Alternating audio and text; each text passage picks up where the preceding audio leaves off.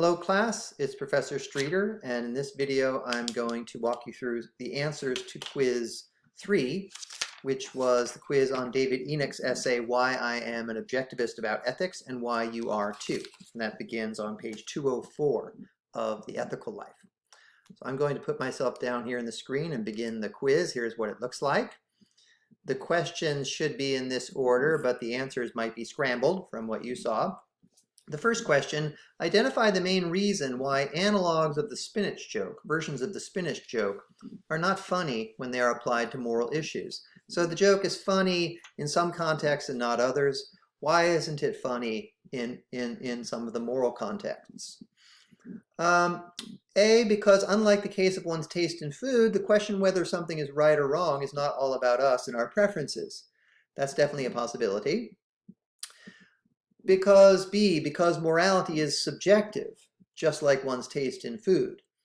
Well, that's definitely not the right answer because that is the opposite of what Enoch is arguing. He's arguing that morality is objective. C, because immoral actions can cause real harm, whereas not eating spinach never really harmed anybody. That may be true, but it doesn't seem relevant to the question of whether the joke is funny or not. We can make jokes about things that harm people. Sometimes that can be funny. The last one, because moral issues are not a joke. They are more serious than questions about what food we like. Well, that's true, but it doesn't seem relevant again. And also, sorry, that doesn't seem true. Sometimes we can make jokes about morality. I mean, in some sense it's true, right? Morality is serious, but we can make jokes about serious things.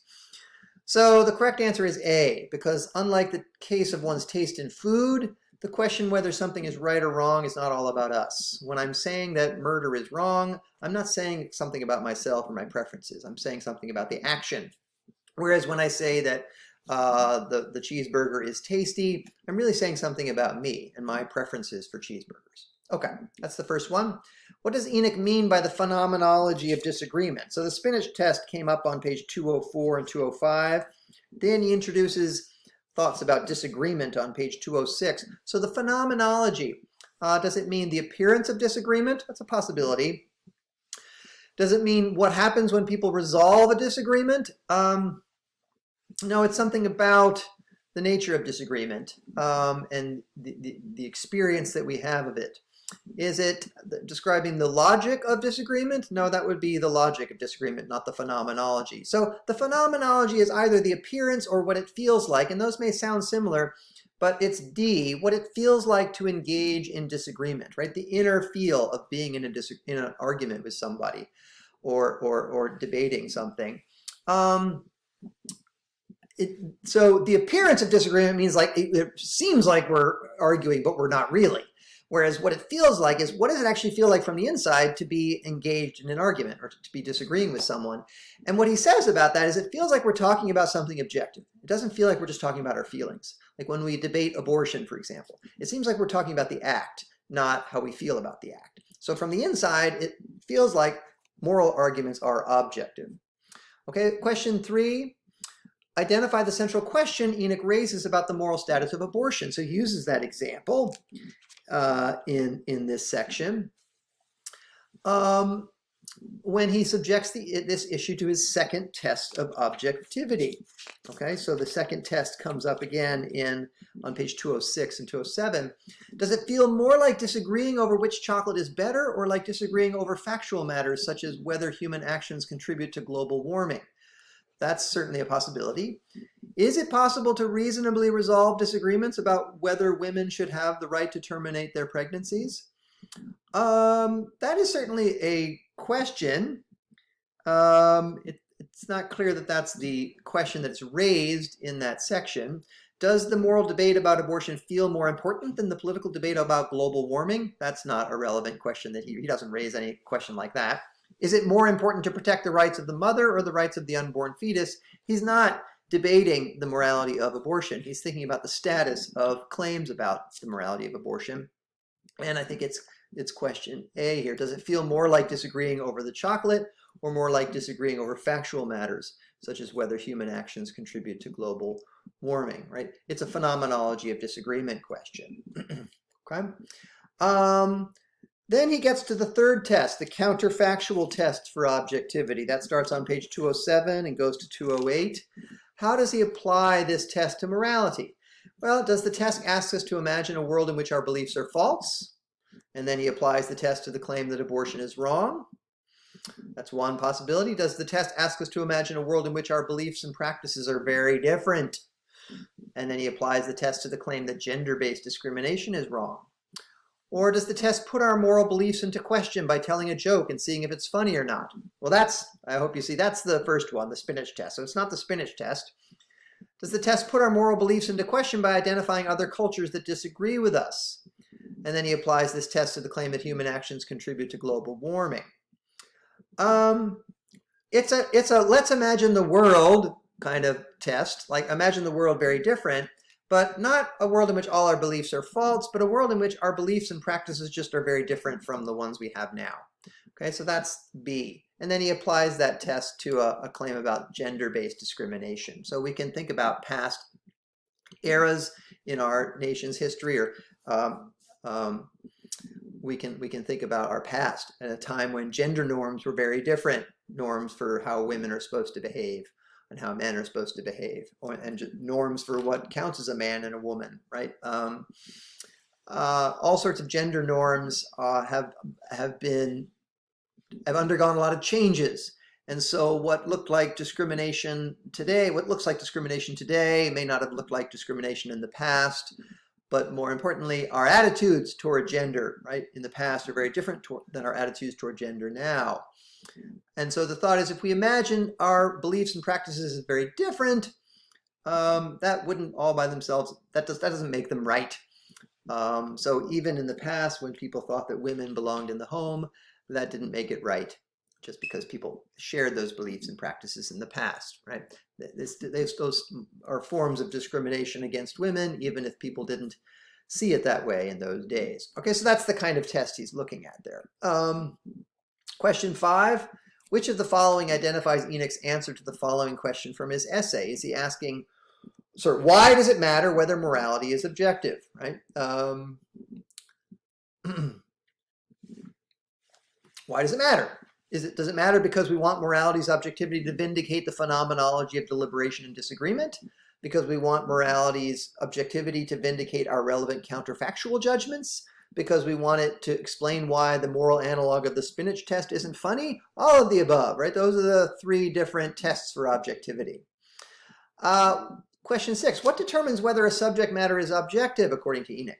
Well, this is a tricky question, right? They all kind of sound similar. A subject matter is objective if it contains statements that are true independently of what we think or feel about them.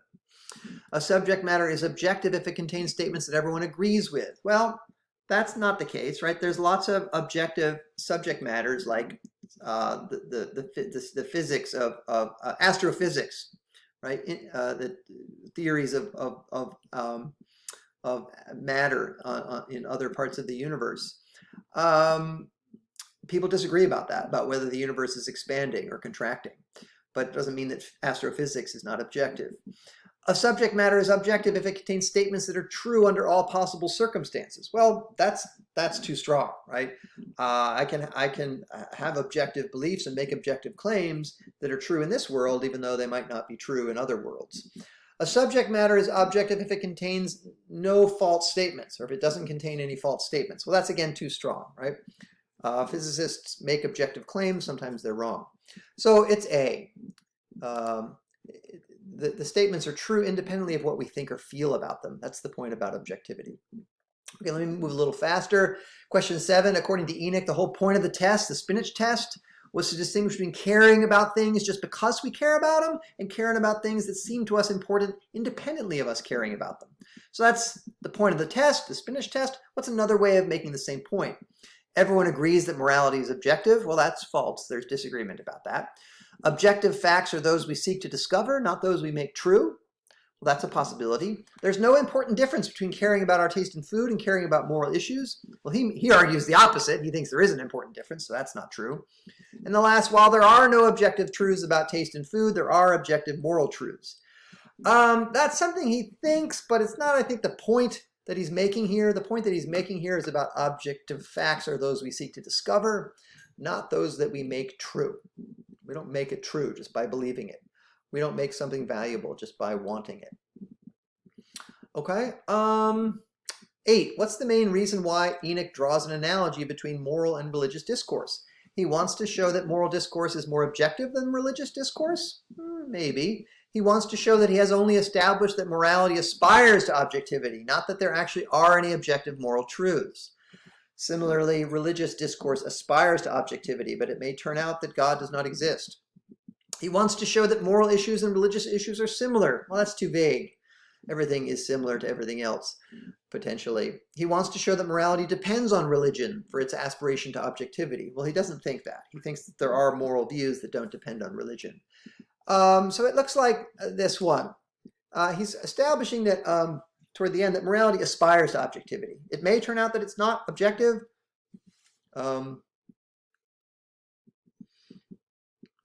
But it aspires to objectivity, just like religious discourse does. 9. What does Enoch emphasize about moral disagreement throughout his essay? Does it motivate the thought that morality is subjective or that morality is objective? Does it undermine moral objectivity? That's another way of saying it motivates the subjectivity of morality. Is it usually irreconcilable? Right? Moral disagreements, are they usually ones that can't be resolved? He thinks that moral disagreement shows, and the continued debate about, let's say, abortion shows that morality is objective. Otherwise, right, there's no point in debating it, right, or arguing, right? The argument about whether abortion is right or wrong shows that there's some objective claim that we can make about it. Otherwise, we wouldn't be arguing. Right, that's what we're arguing about. 10. What does Enoch mean by a moral epistemology? It's an explanation of how we would ever come to know moral truths, okay? Epistemology refers to how we know things. I'm running out of time here. So number 10 is how do we come to know moral truths? Question 11, which of the following best identifies Enoch's response to those who say there's no universally accepted methodology of doing ethics or no uncontroversial method for resolving moral disagreement? He thinks that that's true, but he thinks that people are exaggerating the problem. It's not that big a problem. It's a misleading point. Okay. What does Enoch mean when he says that in a sense no one decides moral disagreements, and in another sense everyone decides? That's question 12. Well, no one decides in the sense that our decisions don't make moral claims true or false, but everyone decides in that sense that each person decides what to believe about a moral issue. That's the first one, right? Okay, the other ones are maybe sound similar, but it's important to notice the differences here. I'm running out of time, so I can't explain everything right here. What evidence does Enoch provide to dispute the claim that people are likely to become dangerously intolerant if they believe in objective morality?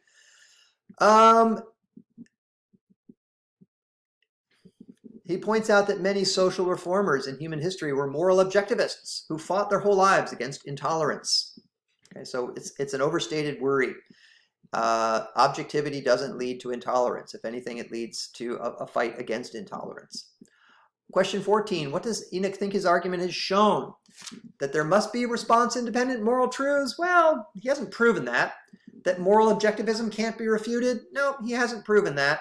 That many ethicists today deny the most straightforward objectivist view of morality? Well, that's true, but he's not showing that. He's not arguing that. He's arguing the last one, that moral objectivism is your intuitive starting point when you begin thinking about moral issues that matter to you. In that sense, we're all objectivists. It may turn out that we're wrong. It's possible, but that's our starting point. And then finally, toward the end of the essay, he draws an important distinction between believing your moral convictions are objectively right and what? Deciding what to do about it. Those are two different things. Thinking that you're in the right is not the same as thinking that you get to do various things in response to your moral judgment. He's just making the claim that our intuitive starting point is that there is moral objectivity and that we are moral objectivists. And sometimes we get things right, sometimes we get things wrong. But deciding what to believe is different from deciding what to do about it. Okay, that's it. I'm going to end there. I hope that was useful. Oops, I'm trying to, there I are. I hope that was useful. And now you know the answers to quiz number 3. Okay, bye.